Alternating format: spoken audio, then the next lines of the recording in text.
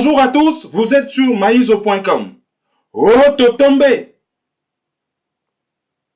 Bonjour à tous et bienvenue dans l'analyse du week-end, édition du 29 octobre 2016. Au sommaire, les sommets de Luanda, la guerre est engagée entre l'Union africaine et l'Union européenne. C'est notre page de divers qui va boucler cette édition. Bonjour, Kiawe. Bonjour à tous, merci pour votre fidélité à cette émission L'Analyse. Merci surtout au site qui nous relaie, africa243.com, hot243.com, Congo Synthèse, Debriefing Media Channel, merci pour tout le boulot que vous faites pour cette émission, ainsi que Lolakaya Congo. Pour Lolakaya Congo, ils ne se sont pas signalés, donc nous on ne pouvait pas savoir. On a reçu votre message, on vous cite parce que vous nous relayez maintenant légalement. Notre numéro de téléphone 0033 758 469 414. Notre chaîne YouTube Kerwin Maïzo, abonnez-vous-y, c'est gratuit. Notre page Facebook Kerwin Maïzo le panafricain, vous y retrouvez l'analyse régulièrement dès que c'est publié. Nous avons aussi un profil Face Congo. L'analyse s'y retrouve de temps en temps. Merci à tous. C'est parti pour l'analyse du week-end. Ndenge tolobi yango na titre, sommet ya Luanda, guerre est engagée entre l'Union africaine et l'Union européenne. Qu'est-ce qu'on doit retenir la sommet wana à Luanda? Analyse et commentaire. Sommet oyo esalamaki na capitale ya Angola Luanda oyo tolobelaki na banalize oyo eleki esi esili. Mais malgré que sili, soko tali ba résolution ezwamaki kuna na kati ezali ko susciter débat. Et ndenge ezopesa na misu ezali que ba président africain ba se réunir na Luanda pona ba soutenir Joseph Kabila. Parce que ba nani ba se réunisaki na Rwanda? Na Luanda. Ezalaki ba président ya Afrique centrale, ezalaki ba président ya Afrique australe, donc Afrika ya ngele, Afrika ya katikati, Afrika ya ngele. Ezalaki Union africaine, oyo ezali muziki ya ba pays africain nyonso. ONU atindaki ba représentant, États-Unis atindaki ba représentant, Union européenne atindaki ba représentant, et certains autres pays occidentaux batindaki ba représentant.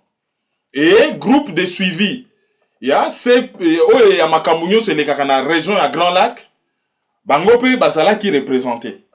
Et kuna bakendaki kolobela principalement makambo ya Congo, mais kaka makambo ya Congo te balobelaki makambo ya République centrafricaine, ya Sud Soudan na ya Burundi, ba pays ezali na ba problème sérieux mikolo yo na Afrique. Mais principalement ezalaki sur RDC.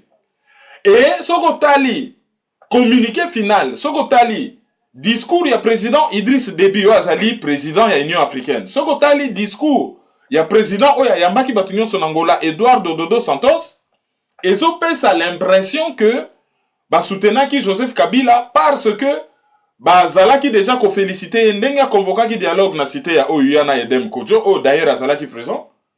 Mais non seulement ça, bazalaki ko inviter rassemblement na patience, batika ko engager mboka na nzela ya violence, bazala patient pour na processus démocratique moko apaisé et salama na Congo. Et ezali ba déclaration oyo et douchaki ba espoir ya certains Congolais et rassemblement Koutou balobaki honte sur ba chef d'état africain oyo bakendaki kokutana kuna. Alors la grande question ezali pourquoi ba soutenaki Joseph Kabila ou pourquoi ba pesaki impression ko soutenir Joseph Kabila? Réponse ezali simple, ezali que la plupart ba président oyo bayaki, à part peut-être Edgar Lungu ya Zambie, ba oyo bazalaki wana Eduardo Dos Santos, Denis Sassou Nguesso, Idriss Déby, bazali ba dictateur et bazali batu oyo ba wumeli trop na pouvoir, toujours supérieur à 20 ans. Ba wumeli. Et bango moko bazalaki confronté na ba processus électoraux na bamboka na bango et ba processus wana esuki au détriment ya ba intérêt ya population parce que ba constitution ezalaki modifiée et bah se maintenir au pouvoir malgré que bah Oumela déjà mingi na pouvoir. Donc on ne peut pas s'attendre que Batandenyo ana baya koyebisa Joseph Kabila que oyo biso to sali chez biso to modifier ba constitution to organiser ba élection, to tikali na pouvoir, ba élire biso ou pas, mais to tikali na pouvoir. Alors yo, il faut ça là le contraire, yo za na droite, yo faut longwa, yo faut kende. Bango bako kende kaka na ndenge ya bango esalami, bien au contraire kutu bakutana Kabila en privé bako yebise babi ah. Il faut oyeba ndenge biso to salaki ya, biso to anticipaki tala ba recette na biso, tala ba secret na biso. Tala pourquoi chez Bisse Simba, tala pourquoi chez Yozo Simba, tala berero zo sala, tala conseil to koki kopesa. Donc batuwana bakoki jamais kosenga na Joseph Kabila ke kende kosala te oyo biso to sali na ba pays na biso. Donc par rapport na bango on ne pouvait rien attendre. Mais ce qui to approfondir analyse. Tango bango bazo loba ba féliciter Joseph Kabila pona abengi dialogue. Et bah se féliciter par rapport à la résolution bimi na dialogue wana. Et bazo senga rassemblement azala patient a même mboka na nzela ya violence te. Président ya rassemblement zali Etienne Tshisekedi.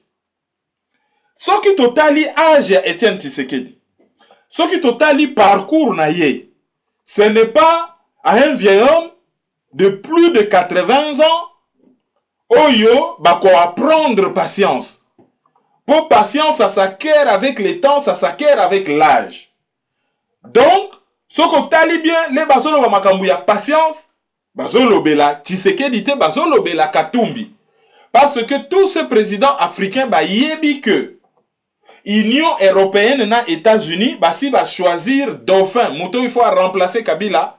Pona bango ezali Moïse Katumbi. Et raison bango bazali ko évoquer ba lobby c'est un bon gestionnaire. Mais raison ezali kaka wana te, ezali pe ba lobby esali misala na yango, et loba ata président Sarkozy, pourquoi besoin pour na Ouattara lobby parce que Ouattara nous ressemble. Ouattara zali lokola biso. Et biso to tchaka na pouvoir moto yo azali lokola biso. Oyo to zali ko s'identifier na ye vu que ba pays wana ese koma nango po na bango ezalaka nango toujours ba pays moko conquis. Donc bango basi ba choisir Moïse Katumbi et muto bango bazo lobe la patience ezali Tshisekedi te. Tout porte à croire que bazo lobe la Moïse Katumbi. D'autant plus que balobi au lieu au memamboka na nzela ya violence. Ba yebi bien que il y a des groupes de Congolais oyo balingi ko découdre do balingi ba sila na nde balobaka na lingala na Kabila. Ba groupe wana ezana ba groupe oyo yebani oyo basi basali ba vidéo mais ezana ba oyo pe yebani te mais oyo bazali très actif na basamba et ba groupe wana nyonso bazoluka financement soki ezali na mutu moko azali na ba financement nécessaire oyo akoki ko financer ba groupe wana ezali Katumbi mais non seulement akoki ko financer ba groupe wana azali na possibilité à ko lever ba fonds na ba lobby wana ba kotambola ba Kim Crump tout ça. BGR, tout ça, bako luka mbongo, pour na ba soutenir donc azali na moyen, ya ko mener une action militaire, ce qui que solution moko pacifique et simbité. Ensuite, ce qui botali l'air, Kabila ayaki na pouvoir, Laurent Désiré Kabila.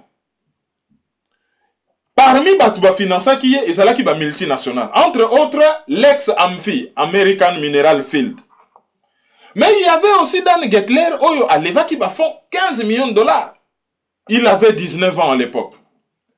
Koko ya Dan Gettler, Azali Moutou Oyo, a créé bourse ya diamant ya Tel Aviv, qui est un des plus grands du monde. Soko Tali diamant, ozomona Tel Aviv na Israël, ozomona Anvers na Belgique. Et bango nyonso ba travaillaka en chaîne. Koko ya Dan Gettler, na tata ya Moïse Katumbi. Ba yebana, bazali ba associé, bazali ba camarade, bango nyonso bazali ba originaire ya Netanya na Israël. Mais tata ya Moïse Katumbi, koko ya Dan Gettler, Monsieur Tempelsman, ex-Komboni Akalezalaka Lévi, l'air a commis les États-Unis a changé en commis Tempelsman, a yebi dossier à Lumumba, ya yem tabandai ko piloté entre autres liwa Lumumba, ndenge Mobutu aya na pouvoir. Ye mutu akomaka copain ya Madeleine Albright. Madeleine Albright oyo a yebi alobaka ke ba tuti bazali prunelle ya lisu na ye donc oyebi prunelle oyo ezaka ya mwindu na kati ya lisu et akobate la bango et l'air azalaka secrétaire d'état américain to yebi résultat ya politique na ena ba Bill Clinton na Congo, na Rwanda, na Burundi oyo to viva. Mais à part M. Tempelsman, to yokozwa Anson et frère pe tata na yepe azali toujours originaire ya Netanya, neti Tempelsman, neti tata ya Dan Getler, neti tata ya Moïse Katumbi. Donc c'est des gens qui fonctionnent ensemble. Comme mato yo bana na bango nyonso ba mati lelo, y compris ba associé na bango ba Forest, ba nani, ozu muto organisa ki réunion à Bruxelles ou à Genval, Dominique Yann. Comme mato bango baso mata na Congo, ce n'est pas par hasard, c'est des gens qui se connaissent. Bato baza na intérêt économique ensemble, et ce qu'il faut qu'on leve mbongo, pour na ko placer moko na bango na mutu ya Congo, et pour na ko garantir l'intérêt na bango, ba ko hésiter te, et tous les présidents qui étaient là, na Angola, na Luanda, ba yebi yango. Donc, ce qu'on tali bien en filigrane, message wana ezalaki destiné na Moïse Katumbi. Pas beaucoup plus na Etienne Tshisekedi. Mais alors, ndenge batu bazoloba ke, bapesaki blanc-seing, c'est-à-dire que, bakendenge na bango ko pambola Kabila bandimiye, ce n'est pas aussi vrai. Débat ezalaki makasi, et boko constater que Jacob Zuma a quitté, Paul Kagame a quitté, Museveni a quitté. Et même le président ya Namibie a quitté. Batu bayaki mingi ezali à part Edgar Lungu, ya Zambie, batu bayaki ezali ba francophone ya Afrique centrale. Et puis, yemoko président angolais, pays hôte azalaki wana. Parce que tous à la naïveté, bakoki jamais qu'organiser réunion na Luanda na Angola, pour na ko stopper situation à Congo et Bonga. Comme ça, bateau nyonso ba bénéficiaire na Congo ba perdre. Angola qu'on dit jamais à perdre d'intérêt et belaza na na Congo, entre autres pillage à pétrole na Mwanda. Rwanda a koki qu'on dit que à perdre mes mises na sur Kivu. Ce qu'à perdre mes mises na sur Kivu a perdu. Ouganda a koki jamais qu'on dit que à perdre mes mises na sur province orientale. Pour la crise économique où y a makasi na chute après ya ba matière première. Économie à Ouganda est chité. Tanzanie, oyo azali ko bénéficier na babiloko ya minene na Congo, douane et comment déplacer na port ya Dar es Salaam. Tanzanie pe akoya kondimate ngulu ke système esuka Congo comme un gouvernement moko responsable à se tourner, à créer ba port na ouest, à se tourner na côté mususu Tanzanie a perdre. Et c'est la même chose pour la Kenya, et c'est la même chose surtout pour l'Afrique du Sud, où il y a un intérêt énorme na Congo. Zimbabwe parce qu'il y a toujours un intérêt na ils ont perdu. Wana, il ne faut jamais l'oublier. Bakoki, jamais, koya, komi ça la harakiri. Donc, omi kotisi épée na libumomi bomi se faire harakiri, se suicider. Bako ça la yangote. Mais alors, ce qu'on tali en filigrane, qu'est-ce qui s'est passé à Rwanda? À Luanda, il s'est passé qu'il y a une guerre qui ne dit pas son nom entre l'Union européenne et l'Union africaine. D'un côté, le président africain, yebi ndenge ba occidentaux ba fonctionnaka, yebi ndenge Kadhafi akufaki. D'ailleurs, nazo recommandé les bino, bo commandé na Amazon, livre ya 618 pages, au Patrick Mbekwa Bimisi, ezali bourré na ba renseignement na kati, y compris même certificat de décès à colonel Kadhafi. Alakisi, ndenge ni ba occidentaux ba fonctionnaka, ndenge ni ba bomi Kadhafi. Tango ba bomaki Kadhafi, 3 pays africains va faire voter résolution na Conseil de sécurité des Nations Unies, Afrique du Sud, Gabon na Nigeria. Grande-Bretagne, na France va se servir na résolution na États-Unis bombani na sima, va détourner yango. Et Russie a compris qu'il était génie, les autres, quand on a kantseka qui va longoler na pouvoir, ba bengani et c'est fini. Nzo kande basaki na projet ya ko bomaye, ya ko détruire mboka wana, ya ko piller yango, et ya ko geler ba biloko nyonso, presque 400 milliards de dollars au Kadhafi a tchana libanda, ba geler yango. Donc, exemple, wana ba président africain ba yebi, que Union européenne, oyo ezali création ya ba américain.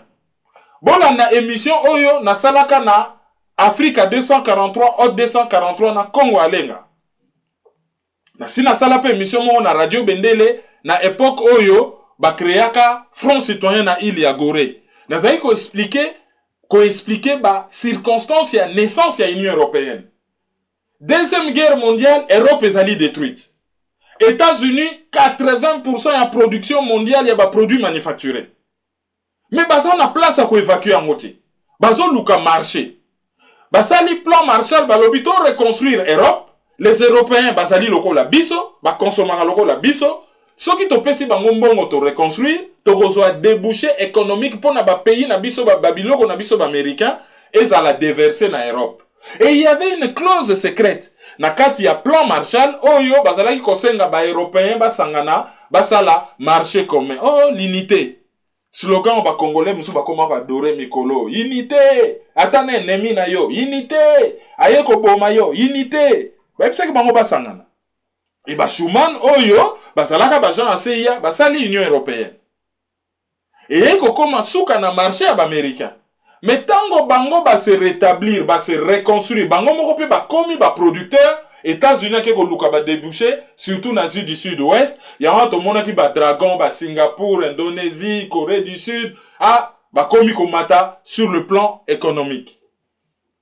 Donc, projet oyo ya ba américain, ba salaka Union européenne, et salaka tilelo, ba téléguidaka Union européenne. Et juste à titre de rappel, bon se souvenir na makambo Poutine a yebsaka ba européen lobby, pona nini ngai na bino, biso na biso ba européen to bundaka pona ba intérêt ya mutu moko azali à 9000 km musika kuna pona nini to bundaka. Ngai na tekelaka bino gaz, bino botekelaka nga miliki, ngulu, fromage, ba céréales, na tekelaka bino pétrole.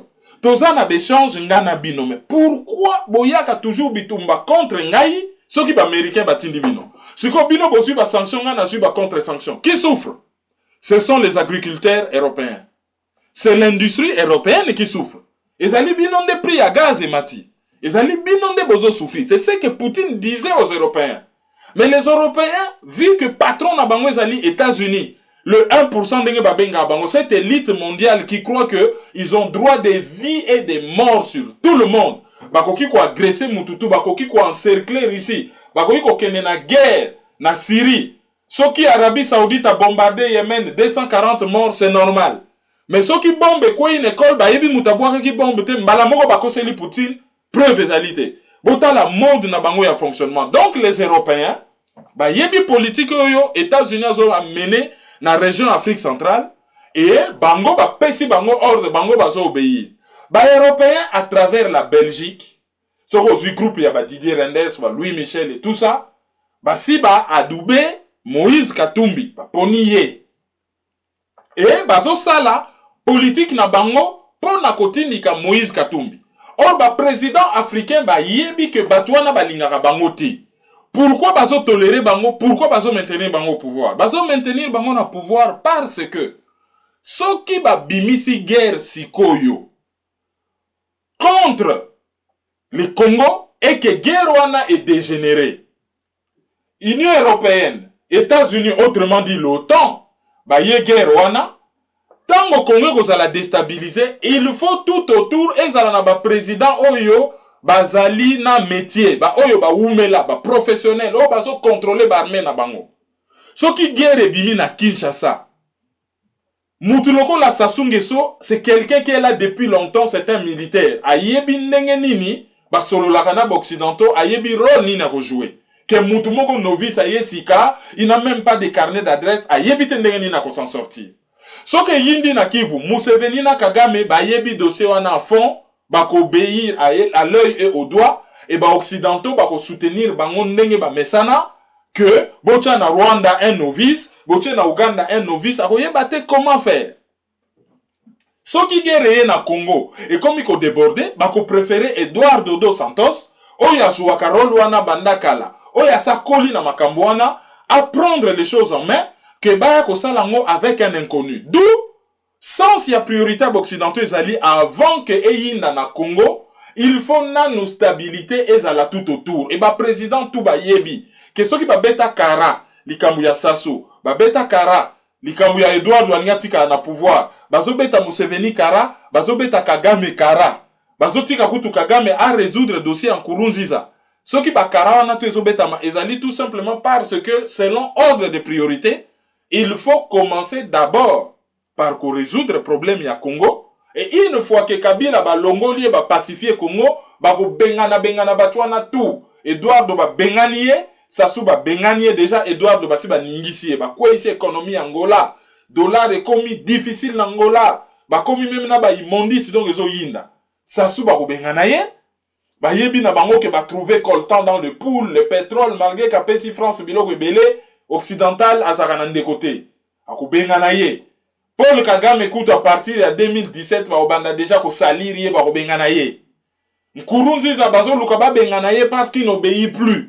Et Museveni peut ba ko bengana na bango ye, mais avant ba bengana batwana, il faut d'abord ko bandana dossier où ils ont le plus important, oyo le pays le plus riche, le plus peuplé, où ils ont dans poids géopolitique moko munene, il faut commencer d'abord par là avant ya ko longola ba clôture tout à côté. Ce qui bo longoli déjà ba clôture à côté. Avant tant que y a un dossier, allez. Bon, mengonyon so ekokima dans tous les sens, makambo eko fuité dans tous les sens, et toute l'Afrique sera déstabilisée. C'est ça les calculs. Et bah, président africain, Eduardo Sassou, bah, kutana na Oyo, na Kabila, bah, yebi, na yebi sa kabino na analyse, bah, kyo kutana na Oyo, bah, zay ko prévenir Sassou ke keba. Soko tiki ba kote pa na yo, tango ba kosili sa dossier à Kinshasa, bah, ba okipe yo na Braza. Donc, bah, za na besoin na yo, tant que Kabila zakuna. Donc, soki Kabila kweya na bino. Ah, donc il faut se soutenir. Donc guerre yo union, eux ils ont salama na Luanda ba président na ba se solidariser, ce n'est pas parce qu'ils aiment Kabila, ils allaient parce que bango moko baza ko se protéger, ba yebi que soki Kabila longwe egoyinde la bango. Mais les gens vont se poser la question, mais pourquoi Union européenne oyo e financaka Union africaine ba kota en conflit na Union africaine? Réponse est simple. Union européenne et financaka Union africaine comme organisation, comme un groupe d'ensemble. Mais ils ont un intérêt particulier, ils ont un cadre.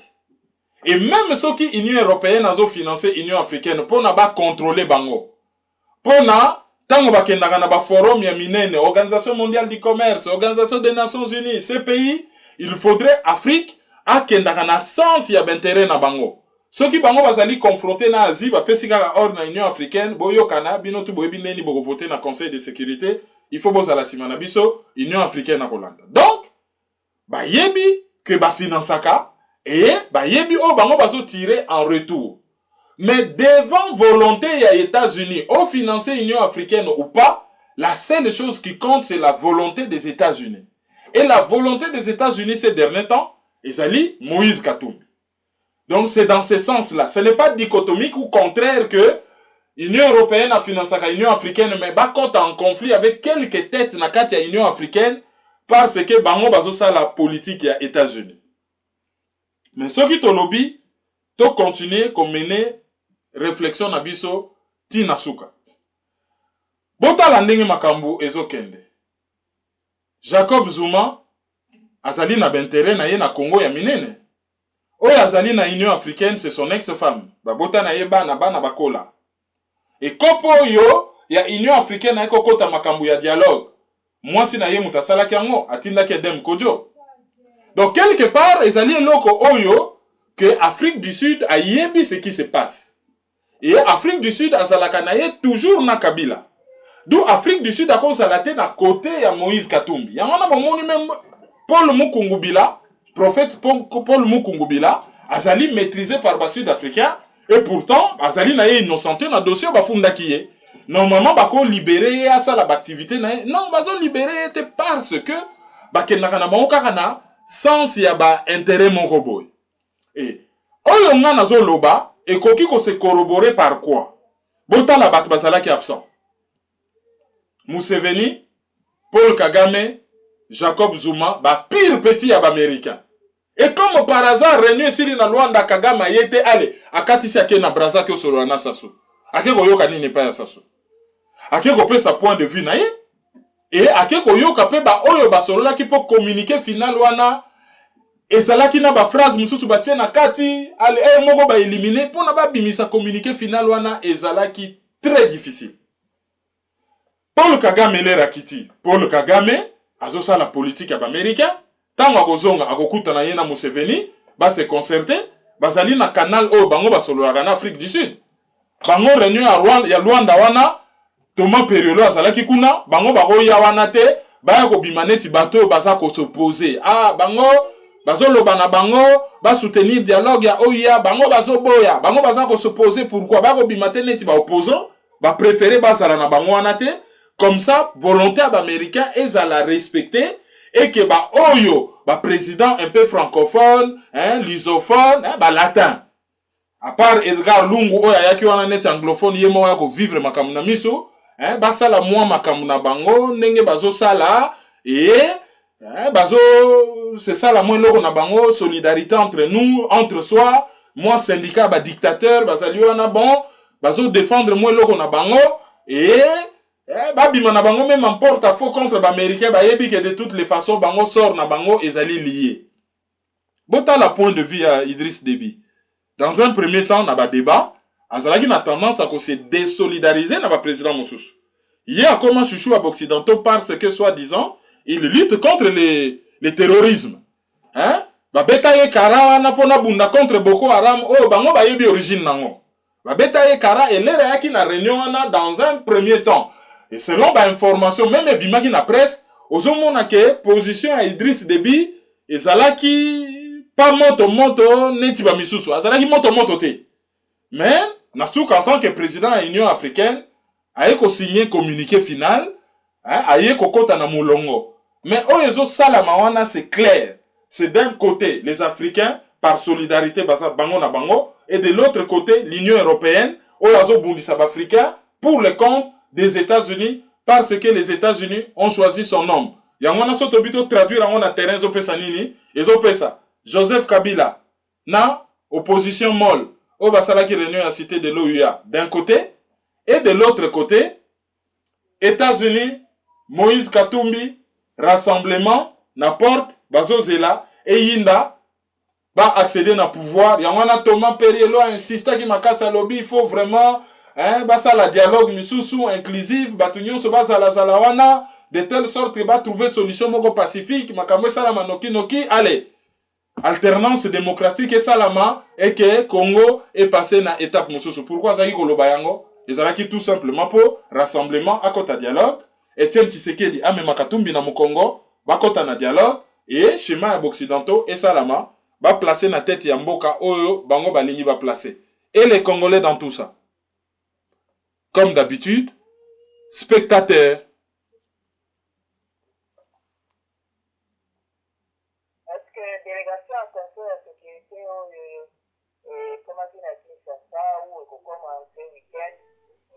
Quelque chose à dire par rapport à ma communauté de Luanda. Justement, nani a contrôlé le Conseil de sécurité. La communauté internationale, c'est quoi? C'est les 3 pays occidentaux à Conseil de sécurité, États-Unis, Grande-Bretagne et la France. Sauf aux États-Unis, c'est Canada derrière. Grande-Bretagne, c'est les États-Unis derrière. France, c'est l'Union européenne. Qui dit Union européenne, Azomona, Allemagne et tous les autres pays. Bah, enfin, bref. La communauté internationale. Kaka tango réunion à Luanda et Sili, Conseil de sécurité, azotin la délégation à kin baya komona Kabila. Baya ko rappeler oyo yebi. 2 mandats, pas un de plus, pas de glissement. Le rôle a toza devant un fait à conflit. Glissement ezala ya mukuse me mukuse o longwa, otika pouvoir, bossa la dialogue et bango bacha moto bango baponi ba se servira toujours na Conseil de sécurité et zo renforcer nga na uta ikoloba délégation Conseil de sécurité zo ya principalement na kin comme na Kabila, c'est juste après dialogue ya cité de l'OUA et juste après makambo yuti ko sala na Luanda pona ko lakisa ba président africain que oye salami na Luanda tozana ngo d'accord te ya ngona Conseil de sécurité des Nations Unies à se permettre atinda délégation na kin tango Rwanda agressaka Congo tango Uganda agressaka Congo Conseil de sécurité, c'est qu'il y a une résolution ferme, conformément à la charte des Nations Unies contre le pays où on n'a rien. Tant qu'il y a un dialogue et en Angola, disons, réunion et tout ça en Angola, ils ont qu'un dans le sens, il y a intérêt, il y a des pays occidentaux, ils ont retardé ma camboa, les Africains, comme ils sont solidaires. Ah, une délégation au Conseil de sécurité, bon, le rôle de Kabila, Kanisike, n'a pas master na les Africains, contourner biso, bon, qu'il y a c'est la direct na kin, aye bake, bah vieux bal, bah grand patron, ils allaient biso, et c'est nous qui décidons. C'est ça le vrai sens à donner, na passage, il y a ba membre, il y a délégation, il y a conseil de sécurité des Nations Unies na Kinshasa.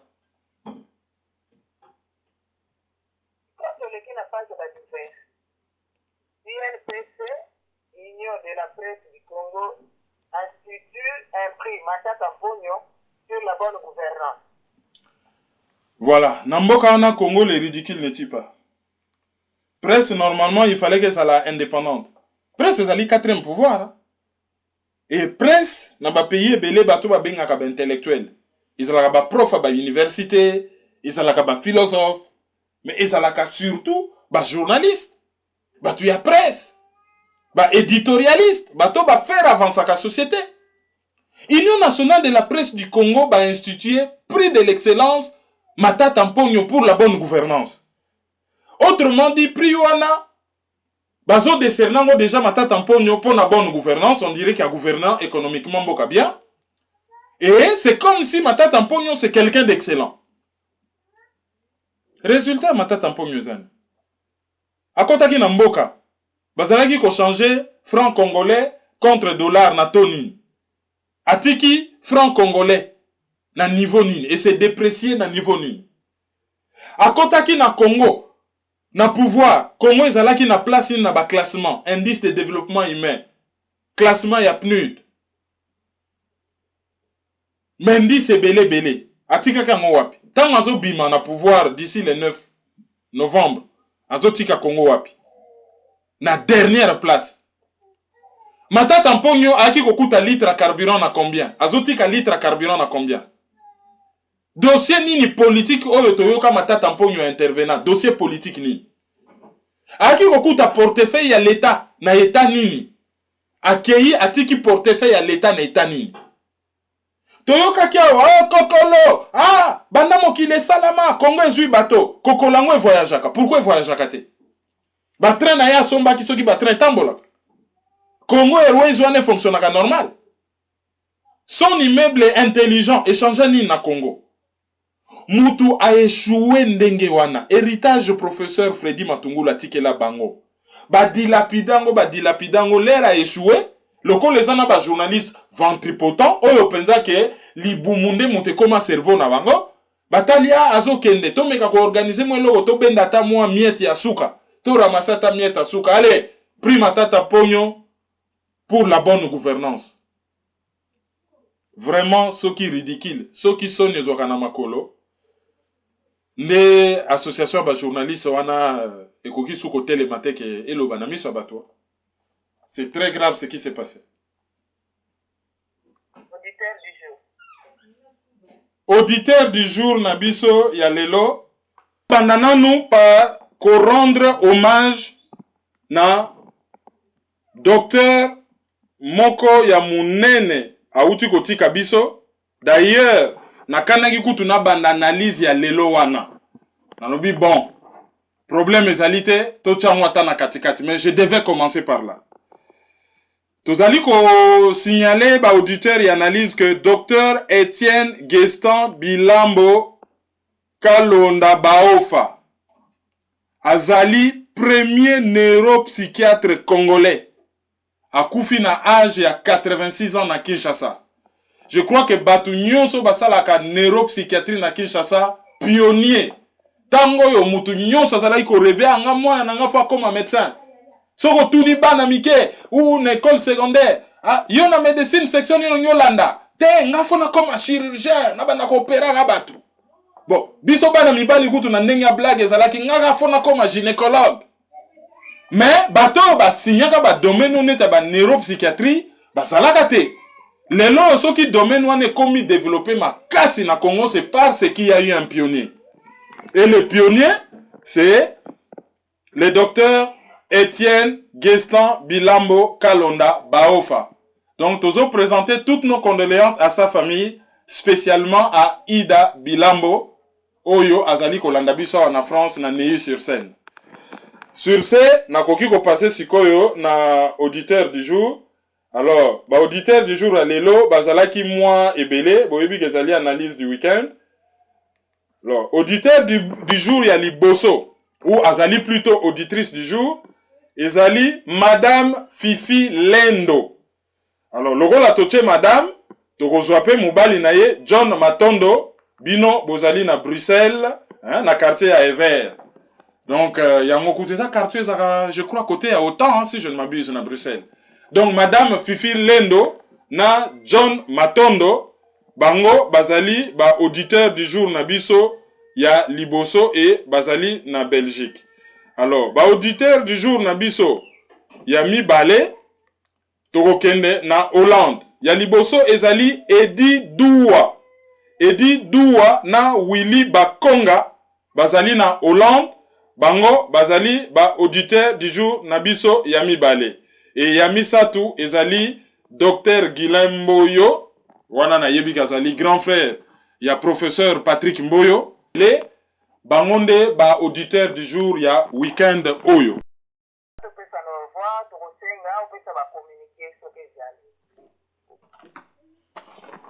Communiqué à Liboso, ezali que tozali na conférence na quand ezali na Normandie, Torozalana Patrick Mbeko. Alors, conférence wana ekosalama samedi le 5 novembre 2016 de 14h à 18h.